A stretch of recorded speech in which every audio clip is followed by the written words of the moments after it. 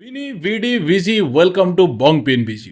Veni vidi ভিজিটা Greg স্টুয়ার্টের tagline হওয়া দরকার, but আজকের জন্য আমি নিয়ে নিলাম। যেভাবে আজকে ম্যাচটা স্টার্ট হয়েছিল, সেকেন্ড হাফ যেভাবে স্টার্ট হলো, একটা সময় অবধি Mohun Bagan fans they were completely frustrated. কারণ সব হচ্ছিল, মাঠের মধ্যে বল কন্ট্রোল হচ্ছিল, ম্যাক্সিমাম পজিশন রাখছিল, ভুল ভ্রান্তিও হচ্ছিল, একটা কিছু কিছু ক্ষেত্রে উঠে আসছিল, ক্রস উড়ে আসছিল, সব হচ্ছিল, বাট কোথাও ফাইনাল থার্ডে গিয়ে একটা ভালো মুভমেন্ট, একটা ভালো গোলের সুযোগ এবং ফাইনালি একটা গোল সেটা আসছিল না। অ্যান্ড এখানে কোথাও আমি বলবো যে I was also getting angered on Jose Molina. আমার কোথাও বলতে আপত্তি নেই, কারণ একটা সময় অবধি হোসে মলিনাকে দেখে মনে হচ্ছিল যে কোনো কি চেঞ্জ হবে।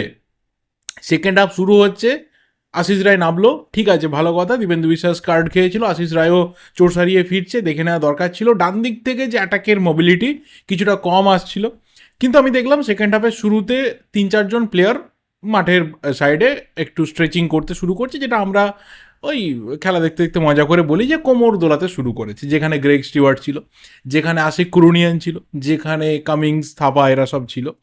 কিন্তু সময় চলে যাচ্ছে, 60, 65, 70, 72, এবং ক্রিয়েটিভিটির কোথাও একটা বিরাট বড় অভাব দেখা যাচ্ছে। গ্রেগ স্টুয়ার্ট কোথায় ভাই? জেসন কামিংস কোথায়? ফিনিশ আসছে না, ম্যাকলারেন সেইভাবে চান্স ক্রিয়েট করতে পারছে না। পেত্রাতস অনেকটা প্রবলেম হয়েছে, জানি না কোথায়, বাট হয়েছে।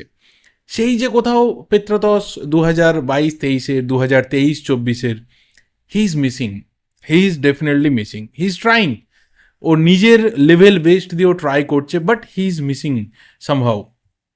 তো আই ওয়াজ ফিলিং কি চেঞ্জ কি আসবে, গ্রেগ স্টিওয়ার্ট বা জেসন কামিংস কি নামবে, কিছু কি আমরা পরিবর্তন দেখব, কিছু কি আমরা ডেঞ্জারাস কিছু অ্যাটাক দেখব, কিছু মুভমেন্টস কি শেষকালে বাকি রয়েছে, নাকি কোথাও মলিনা দেখছেন যে না, কোথাও আমার মাঠের মধ্যে ডমিনেশন রয়েছে। এই ম্যাচটা থেকে 1 পয়েন্ট পেলেও খুব ভালো, কারণ চেন্নাই এফসি একটা পুরো ডিফারেন্ট অ্যাপ্রোচ নিয়ে নেমেছিল। শুরুর দিকে সেইভাবে মোহনবাগানকে খেলতে দিচ্ছিল না, ম্যাক্সিমাম সময়ে কাউন্টার অ্যাটাক উঠে আসছিল, কিছু কিছু সময় ভালো থ্রেট তৈরি করছিল। অনেক সময় হয়েছে যে দুজন গোলকিপারের ফাইট হয়েছে, লিস্টনের একটা অসাধারণ সেভ, নওয়াজ সেভ করেছে, উল্টো দিকে ভিসালও বেশ কিছু বল সেভ করেছে। দুদিকে দুটো সেট অফ ডিফেন্ডারদের একটা বিরাট বড় ফাইট চলছিল। শুভশিস বোস ইয়েলো কার্ড খেয়েছে পরবর্তী ম্যাচে, মিসিং। এবং সম্ভবত শেষকালে আমি কমেন্ট্রিতে শুনলাম, আমি সেই মুহূর্তে আমি চোখে দেখিনি, আই এম নট শিওর 100% কি অ্যালবার্তো রড্রিগেজকেও নাকি ইয়েলো কার্ড দেখানো হয়েছে, এটা আমি চোখে দেখিনি, আমি কমেন্ট্রিতে শুনলাম। কারণ তখন আমার জাস্ট TWS লাগানো ছিল, কিন্তু চোখে আমি দেখিনি। তো এটা যদি হয়, তোমরা যদি কেউ দেখে থাকো যে অ্যালবার্তো রড্রিগেজকে ইয়েলো কার্ড শো করানো হয়েছে, কারণ আমি এখনও অব্দি স্ট্যাটস চেক করিনি যে শেষকালে কিছু ইয়েলো কার্ড হয়েছে কিনা, তাহলে যদি হয়ে থাকে অ্যালবার্তো রড্রিগেজকে ইয়েলো কার্ড দেখানো, তাহলে কিন্তু অ্যালবার্তো রড্রিগেজও নর্থ ইস্ট ম্যাচটা মিস করতে চলেছে, and that's a big blow, big blow. Main যে ডিফেন্সের পিলারের জায়গাটা, সেখান থেকে দুজন প্লেয়ার মিসিং, মানে দ্যাটস আ বিগ ব্লো। তো কোথাও মনে হচ্ছিল যে কিছু কি চেঞ্জ আসবে, কিছু কি ম্যাচের মধ্যে আমরা প্লট পরিবর্তন দেখব। উল্টো দিকে ওয়েন কোয়েল তিনি তার মতো করে সব কিছু করে যাচ্ছিলেন, যেভাবে হোক এই ম্যাচটা থেকে 1 পয়েন্ট নেওয়া, যেভাবে তিনি পিছিয়ে গেছেন সেখান থেকে আবারও ফিরে আসা একটা রাস্তা।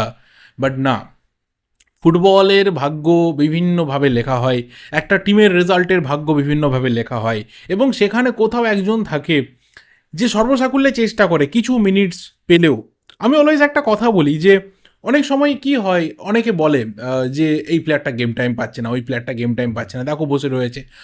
আজকের দিনে দাঁড়িয়ে গোটা ওয়ার্ল্ড ফুটবলে প্রফেশনাল ফুটবলটা এমন একটা জায়গাতে গেছে, if you get 5 minutes, then you have to show the potential about that 5 minutes. Maximum সময়ে ম্যাক্সিমাম প্লেয়াররা সবাই 90 মিনিট ধরে গেম টাইম পাবে না। কিছু প্লেয়ার্স রয়েছে, একটা টিমে 30-35 জনের স্কোয়াড হয়, তার মধ্যে দেখা যায় 17-18 জন অবধি হয়তো পুরো 90 মিনিট ধরে গেম টাইম পাচ্ছে। এই কথাগুলো হয়তো কারোর কাছে ভাট লাগতে পারে, বাট এটা আমি অ্যাজ আ ফুটবল ফ্যান ভীষণভাবে বিলিভ করি যে যে কোনো প্লেয়ার যে কোনো ক্লাবে হতে পারে, সে যদি ম্যাক্সিমাম 5 মিনিটও পায়, সেই 5 মিনিটটাও না তার জন্য দেখিয়ে দেওয়ার অনেক কিছু। সেই 5 মিনিটে সে যদি দেখাতে পারে যে কি কোয়ালিটি তার মধ্যে রয়েছে, কোথাও কিন্তু কোচের একটা ফেথ আবারও ফিরে আসে। আর যাদের ওপর অলরেডি ফেথ রয়েছে তাদের কাছে তো চ্যালেঞ্জটা ডাবল। এই ক্ষেত্রে গ্রেগ স্টিওয়ার্ট বা জেসন কামিংস তারা কত সময় পেয়েছে? 10 মিনিটস অর সামথিং।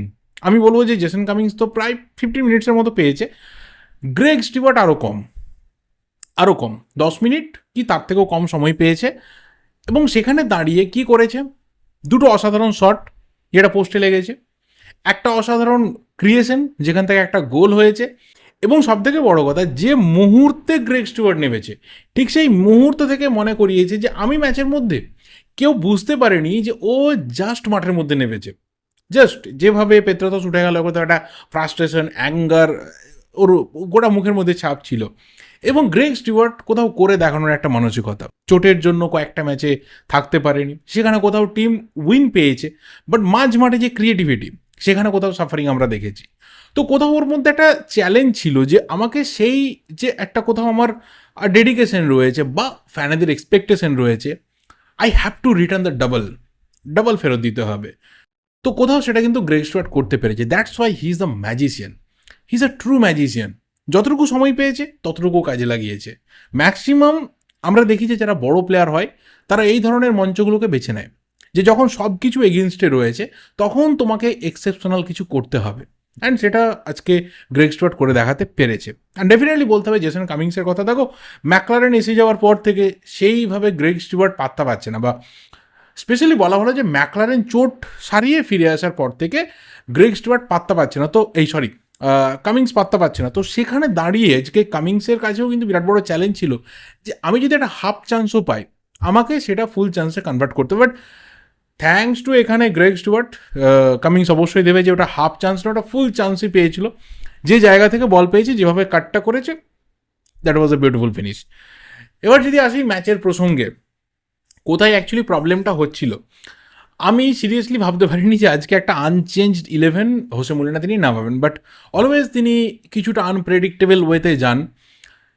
দীপক টাংরির আমার মনে হয় না যে আজকে খুব একটা করার কিছু ছিল বলে, কারণ আপুইয়া যে জায়গাটা নিয়েছিল আর টাংরি যে জায়গাটা নিয়েছিল, একটা বিরাট বড় জোন ক্রিয়েট হচ্ছিল যেখানে দাঁড়িয়ে কিন্তু বল ডিস্ট্রিবিউশনটা হচ্ছিল না।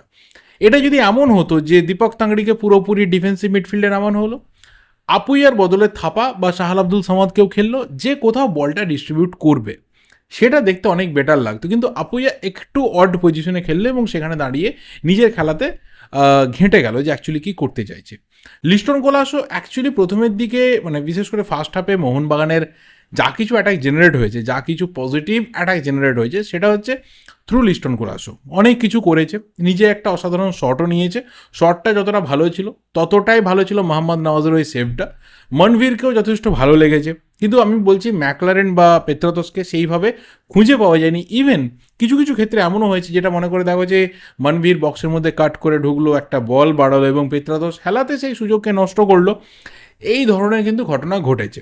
যখন তুমি জানো যে পরবর্তী ম্যাচে আমি স্টার্ট করবো কিনা, there is no such guarantee, তো সেখানে দাঁড়িয়ে ওই ধরনের হাফ চান্সকেও কিন্তু ফুল চান্সে কনভার্ট করার দায়িত্বটা পেত্রাতসের ছিল।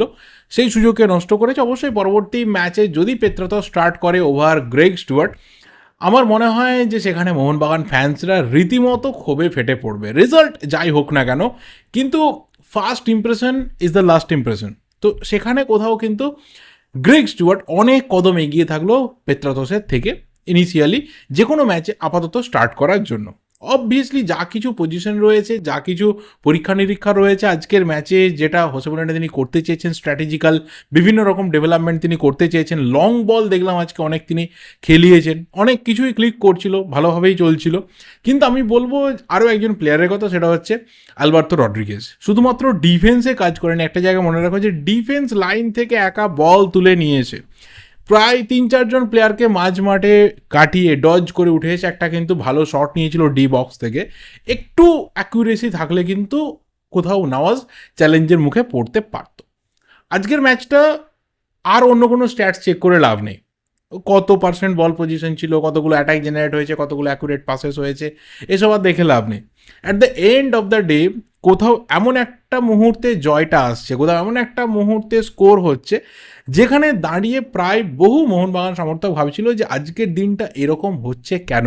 আমার মনে হয় যে সেটাই কিন্তু অনেকটা বড় পাওনা, যে শুরু থেকে যে ফ্রাস্ট্রেটিং ফুটবলটা চলছিল, যে কোথাও একটু এলোমেলো ফুটবল চলছিল, সেইভাবে কমিউনিকেশন দেখা যাচ্ছিল না, সেটা কিন্তু ম্যাচটা যখন শেষ হচ্ছে তখন দেখা যাচ্ছে না, যে বিউটিফুল টাইমটা আপাতত মোহনবাগানের চলছে সেটা কিন্তু জারি রয়েছে। এবং যেটা টার্গেট ছিল ম্যাচে নামার সময় যে আবারও 3 পয়েন্ট পেয়ে টপ পজিশনে যেতে হবে, সেটা হয়েছে। সমান সংখ্যক ম্যাচ, সমান সমান পয়েন্ট, গোল ডিফারেন্সের ভিত্তিতে বেঙ্গালুরু এফসির ওপরে মোহনবাগান। তো এই ডুয়েলটা কিন্তু এই মুহূর্তে জমছে। আমি আগেও বলেছি, এখনও বলছি, কেউ একজন যদি স্লিপ না করে তাহলে মোটামুটি একদম শেষ অবধি, যেটা গতবার আমরা মুম্বাই আর মোহনবাগানের দেখেছিলাম, এইবারে সেটা বেঙ্গালুরু আর মোহনবাগানের মধ্যে দেখতে পাচ্ছি যে একদম শেষ অবধি কিন্তু লিগ ফাইটটা জারি থাকবে। এবং অবশ্যই সুনীল ছেত্রী যখন রয়েছে বেঙ্গালুরু এফসিতে, এই ধরনের একজন ফাইটার মেন্টালিটির প্লেয়ার, নিজের টিমকে অবশ্যই চেষ্টা করবে একদম শেষ অবধি নিয়ে গিয়ে তার প্রফেশনাল কেরিয়ারে যে লাস্ট সিজনটা রয়েছে সেটাকে মেমোরেবল করে রাখতে। কিন্তু মোহনবাগান সেখানে কোনো প্লেয়ার বা কোনো ব্যক্তি বিশেষের ব্যাপার না, অ্যাজ আ হোল মোহনবাগানের সব কিছু। কারণ অলওয়েজ মোহনবাগান ইস্টবেঙ্গল মানে সমর্থকদের জন্যই সবটা হয়। এখানে একটা যদি পাতাও পড়ে তার দাবি কিন্তু সমর্থকদেরই থাকে। আর যত বড় রকমের দুর্ঘটনায় ঘটে যাক না কেন, সেখানে দুঃখ, কষ্ট, যাবতীয় যন্ত্রণা সেটা সমর্থকদেরই হয়। তো মোহনবাগান যা কিছু করবে সেটা সমর্থকদের জন্য, সেখানে কোনো ব্যক্তি বিশেষের কোনো রকম জায়গা থাকছে না। তো কোথাও এই ম্যাচটা এতটা পজিটিভ ওয়েতে শেষ হওয়া, এটা হয়তো গোলটা হওয়ার আগে অবধিও অনেকে ভাবতে পারছিল না, বাট এটা হয়েছে। Credit goes to Greg Stuart. Man of the match হয়েছে, খুব স্বাভাবিক ব্যাপার। অল্প সময়ের মধ্যে পুরো খেলার চরিত্রটাই বদলে দিয়েছে। এবং ওয়েন কোয়েলের প্রাক্তন ছাত্র, তার হাতেই কিন্তু একদম শেষ মুহূর্তে ওয়েন কোয়েলকে হার মানতে হচ্ছে। এতে তিনি খুশি হবেন না তিনি তার কোথাও খারাপ লাগবে, এটা অবশ্যই তার ব্যাপার। কারণ আমাদের অনেক সময় হয় যে আমাদের যারা ছাত্র হয় তাদের সাকসেসে আমাদের খুশি হয়, কিন্তু সেই সাকসেসটা যদি আসে আমাকে ডিফিট করে, সেই ক্ষেত্রে অবশ্যই মিক্স রিয়েকশন থাকতেই পারে। তো সবটা নিয়ে তোমাদের কী কী ওপিনিয়ন রয়েছে অবশ্যই শেয়ার করে জানাতে থাকো। অ্যান্ড ডেফিনেটলি শুভাশিস বোস এবং অ্যালবার্তো রড্রিগেজ, এই দুজন প্লেয়ারকে নর্থ ইস্টের মধ্যে একটা টিমের বিরুদ্ধে ভাইটাল ম্যাচে মিস করাটা কতটা চ্যালেঞ্জিং বা কতটা কস্টলি হতে পারে মোহনবাগানের জন্য, সেটা অবশ্যই তোমাদের ওপিনিয়ন শেয়ার করে যাও। ভিডিওটা এই অবধি, ভালো লাগলে লাইক করো, শেয়ার করো। যদি কোনো পয়েন্ট মিস করে গিয়ে থাকি তাহলে অবশ্যই কিন্তু ধরিয়ে দিও। দেখা হবে পরের ভিডিওতে। Till then subscribe the channel যদি নতুন হয়ে থাকো। Thank you, good bye and good night.